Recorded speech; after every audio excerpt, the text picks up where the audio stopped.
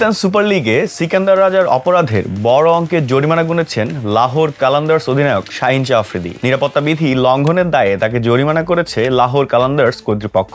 এক বিবৃতিতে তার শাস্তির বিষয়টি জানিয়েছে লাহোর। এই ঘটনায় শাহিনকে 10 লাখ পাকিস্তানি রুপি জরিমানা করেছে পিএসএল এর দল লাহোর। পাকিস্তান সুপার লিগ অর্থাৎ পিএসএল এর বর্তমান চ্যাম্পিয়নরা এক বিবৃতিতে জানিয়েছে, অভ্যন্তরীণ তদন্তের মাধ্যমে বিষয়টি খতিয়ে দেখা হয়েছে। এটি কোনো ইচ্ছাকৃত নিয়ম লঙ্ঘন ছিল না, বরং ভুল বোঝাবুঝির সৃষ্টি। ফ্র্যাঞ্চাইজিটির দাবি, ঘটনাটি জনসম্মুখে যেভাবে এসেছে সেটা অতিরঞ্জিত এবং আসল প্রসঙ্গ ছাপিয়ে গেছে। কালান্দার্সের বিবৃতিতে বলা হয়, শৃঙ্খলার স্বার্থে ও দৃষ্টান্ত স্থাপনে শাহিন আফ্রিদির সংশ্লিষ্টতার কারণে তাকে 10 লাখ রুপি জরিমানা করার স্বপ্রণোদিত পদক্ষেপ নিয়েছে ফ্র্যাঞ্চাইজিটি। এই বিষয়ে বিস্তারিত পর্যবেক্ষণ সহ একটি আনুষ্ঠানিক প্রতিবেদন পাকিস্তান ক্রিকেট বোর্ডকেও দেয়া হয়েছে। এ বিষয়ে বিভিন্ন সংবাদ মাধ্যম জানিয়েছে, গত শনিবার রাতে শাহিন শাহ আফ্রিদি ও সিকান্দার রাজার সঙ্গে 4 জন অননুমোদিত দর্শনার্থী দেখা করতে আসেন। নিরাপত্তা ও পিসিবি কর্মকর্তাদের কাছে আনুষ্ঠানিক অনুরোধ করা সত্ত্বেও দর্শনার্থীদের খেলোয়াড়দের ফ্লোরে যাওয়ার অনুমতি দেওয়া হয়নি।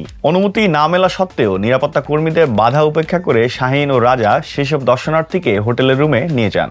সেখানে তারা প্রায় 3 ঘন্টা অবস্থান করেছিলেন বলে পিএসএল প্রধান নির্বাহী সালমান নাসিরের কাছে পাঞ্জাব পুলিশের পাঠানো চিঠিতে দাবি করা হয়। যদিও সিকান্দার রাজা দাবি করেন, দর্শনার্থীদের সঙ্গে তারা প্রায় 40 মিনিটের উপরে ছিলেন। ঘটনার দায় নিজের কাঁধে নিয়ে রাজা বলেন, দোষ আমার, শাহিনের নয়। আমার অনুরোধেই সে নিচে যায়, কারণ তারা আমার পরিবার ও বন্ধু। আমি তাদের সঙ্গে বিজনেস সেন্টারে দেখা করতে চাইনি। রাজা দায় নিলেও শাহিন শাস্তির হাত থেকে রেহাই পায়নি। লাহোরের প্রকাশিত বিবৃতিতে বিষয়টিকে ভুল বোঝাবুঝির একটি বিষয় হিসেবে সামনে এনে বলা হয়, প্রতিষ্ঠিত কোনো নিয়ম লঙ্ঘনের কোনো ইচ্ছাকৃত প্রচেষ্টা থেকে নয়, বরং একটি ভুল বোঝাবুঝি থেকে বিষয়টি উদ্ভূত হয়েছে। এই বিষয়টির উপর জোর দিয়ে লাহোর কালান্দার্স সমস্ত নিরাপত্তা বিধির প্রতি তাদের পূর্ণ শ্রদ্ধা পুনর্ব্যক্ত করেছে।